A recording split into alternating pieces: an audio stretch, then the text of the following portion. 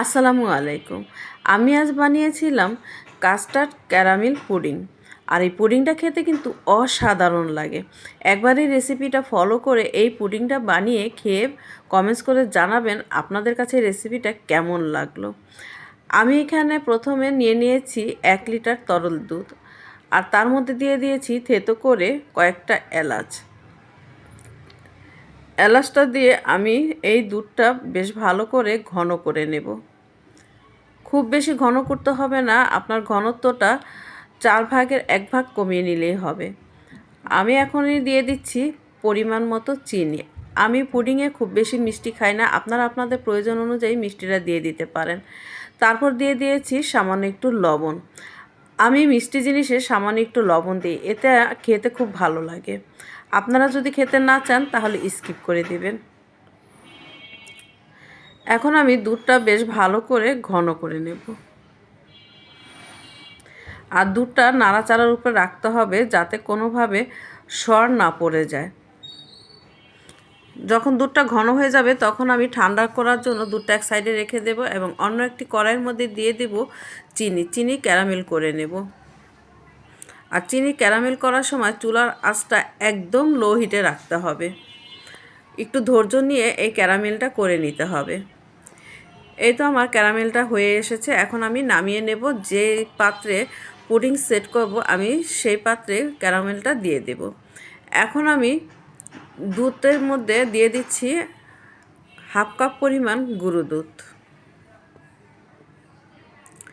গুঁড়ো দুধটা দিয়ে আমি বেশ ভালো করে মিশিয়ে নেব। অবশ্যই গুঁড়ো দুধটা দেওয়ার চেষ্টা করবেন, তাহলে পুডিংয়ের স্বাদটা কিন্তু দারুণ হয়।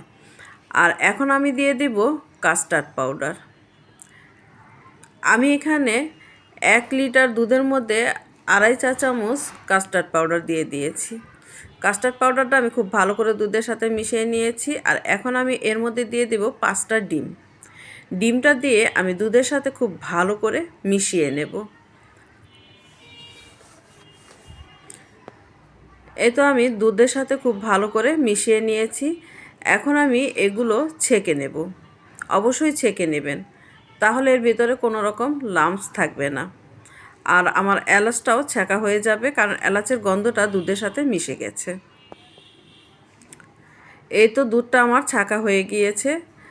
এখন আমি কড়াইতে পানি গরম করে তার মধ্যে একটি স্টিম বসিয়ে দিয়েছি।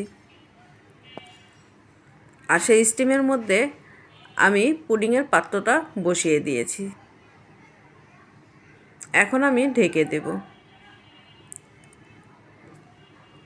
এই তো আমার পুডিংটা হয়ে গিয়েছে। আলহামদুলিল্লাহ, দারুণ হয়েছিল এই পুডিংটা। এই পুডিংটা নামিয়ে আমি আরও একটি পুডিং দিয়ে দেব। আমার 1 লিটার দুধে 2টা পুডিং হয়েছে। আমি একটা লাভ শেড করেছি আর একটা গোল শেপ করেছি। দেখুন দেখতে পুডিংটা কতটা লোভনীয় হয়েছে। আলহামদুলিল্লাহ, খেতেও দারুণ হয়েছিল। কেমন লাগলো আমার এই রেসিপিটা? যদি ভালো লেগে থাকে লাইক দিয়ে পাশে থাকবেন আর আমার চ্যানেলটাকে সাবস্ক্রাইব করে দেবেন। সবার জন্য রইল অসংখ্য অসংখ্য দোয়া এবং ভালোবাসা।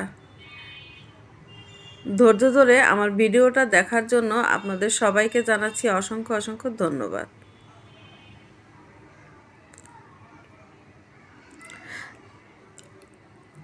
আমি এখান থেকে একটু পুডিং খেয়ে দেখছি কেমন হয়েছে।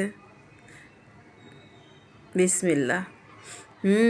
আলহামদুলিল্লাহ, অসাধারণ হয়েছে এই পুডিংটা। আপনারাও এই রেসিপিটা ফলো করে একবার এই পুডিংটা বানিয়ে খেয়ে দেখবেন।